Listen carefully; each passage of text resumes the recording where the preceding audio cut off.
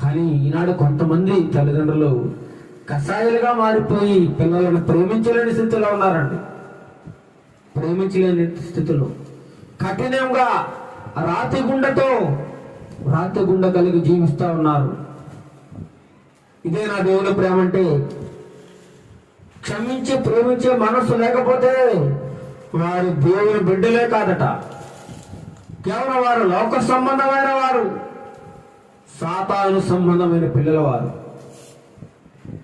దేవుని వాక్యం చదువుతారు, వాక్యాన్ని ధ్యానిస్తారు, కానీ సహోదరుని ప్రేమించే మనసు ఉండదు, తప్పులను క్షమించే మనసు ఉండదు. అందుకే బైబిల్లో కీర్తనకారుడు అంటాడు, చెడ్డవారిని చూసి నీవు వ్యసన పడకము. ఏమంటాడండి? చెడ్డవారిని చూస్తే మనకి అసహ్యం కలిగిపోతాయి. వాడంతా పని చేశాడు, వాడంత దుర్మార్గుడు,